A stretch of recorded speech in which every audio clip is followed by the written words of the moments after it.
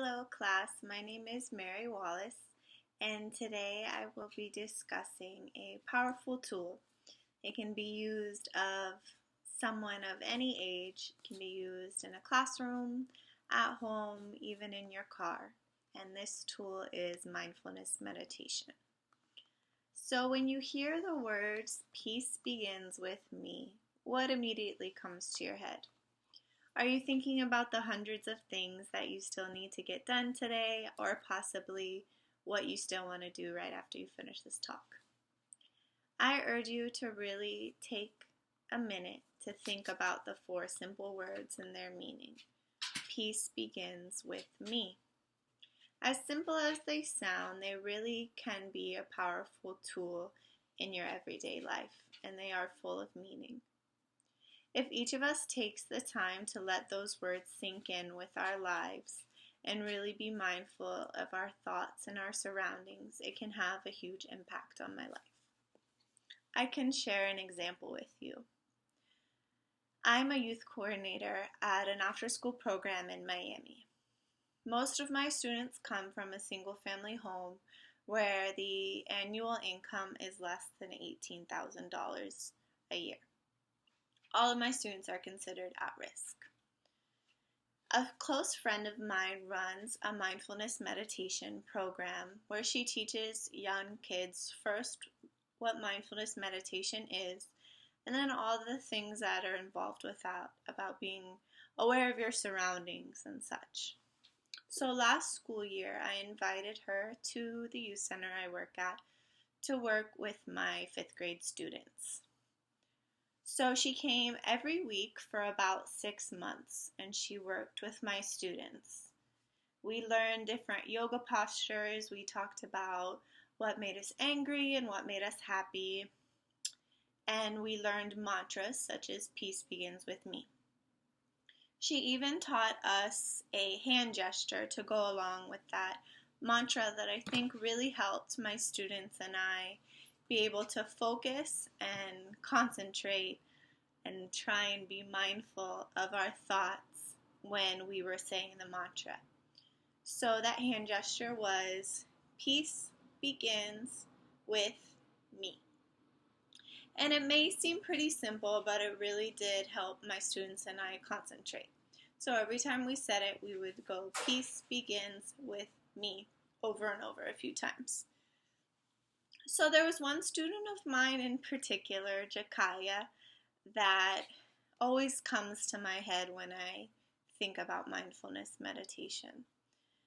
She was very hesitant at first to be involved with the new thing, as I think it was very foreign to her, and I never pushed it on her, but eventually, luckily, she did choose to join with us. So Jakaya was a student that, when we started the mindfulness training, had already been expelled from the school she was at for fighting, and she had a really hard time controlling her temper. So I wanted mindfulness to really have an impact on her. So there's one day in particular I think I'll always remember. It was a day right after we had practiced mindfulness meditation and we were in the gym. The students had a free play and most of them were playing basketball. So Jakaya was playing basketball with her peers and they started getting into a little bit of an altercation over a rebound. And like I said, Jakaya is a pretty aggressive student, and she usually did get into a lot of physical fights. But that day in particular, I saw her take a few steps back, and she literally closed her eyes, and I saw her chest moving up and down as she was taking deep breaths to, I think, calm herself. And I do feel that it was her involvement with being aware and being mindful that helped her realize that that's how she wanted to deal with the situation instead of getting physical. So whether she said to herself, "Peace begins with me," I'll never know, but I do think that it had a big impact on her. So I'd like to talk a little bit about how mindfulness is defined. So mindfulness is defined as paying attention with kindness and curiosity to what is happening inside and around oneself, such as being fully present and compassionate with oneself and others. Mindfulness is about paying attention, being aware of your thoughts and your feelings without judging them.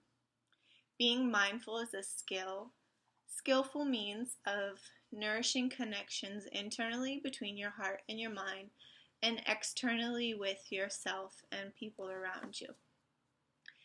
And I really feel there is a strong need to create a positive environment in which children from diverse backgrounds all over the world can be supported in the development of self-worth, so then they can be supported in the development that builds empathy, independence, and ownership.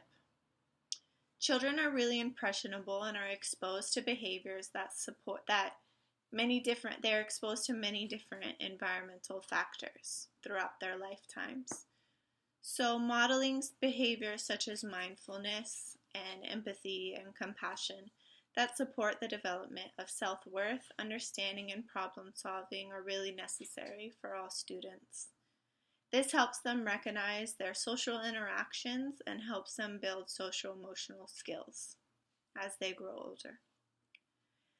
People around the world, especially educators, need to develop a pedagogy that is concerned with nonviolence, compassion, love, and reverence for all life, which gives students the ability and freedom to release their inner critic and allow themselves to let go of stress on their body as well as their mind.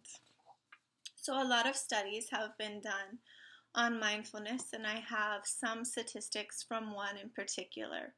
So a teacher reported that after her students were exposed to a mindfulness meditation program, she said that 83% of her students had improved focus, 89% had better emotional regulation, 67% showed more compassion to themselves and their peers, and 79% had improved engagement in the classroom. So the benefits of mindfulness are really growing, and along with the awareness and popularity. A lot of schools around the nation have chosen to adopt mindfulness in their schools. You may have heard about a school in Baltimore that decided to get rid of detention, and they replaced it with a meditation room that students went to if they were being disruptive or would have been given a detention. And in this room, the students were able to reflect about the choice that got them there. They were able to meditate and also were shown some yoga poses. And a year after the detention was taken away from the school, there were 0 suspensions. So it did show that something was working in that school. Mindfulness meditation has even been implemented in prisons where inmates are shown mindfulness meditation as a coping skill for their stress. So mindfulness meditation has the potential to strengthen the emotional well-being of children as well as adults and help minimize the effect of risk factors such as family stress and peer pressure, in addition to lessening emotional distress such as anger, anxiety, or depression that all youth as well as adults may face. Incorporating mindfulness meditation into education can be a transformational tool that students can choose to use anywhere, especially under stressful times. Using mindfulness meditation in the classroom is a form of promoting peace, and students and teachers really can use it as a positive way to build peace in themselves as well as their classroom. Most importantly, mindfulness meditation allows someone to have time for themselves and their thoughts without being judgmental. They can be open-hearted, compassionate, and inviting of whatever may come their way. So just by taking 5 minutes out of your day, sitting down and being aware of your surroundings can really have a positive effect on your life. So I urge you to be mindful yourself, be aware, and now the question is, does peace begin with you? Thank you.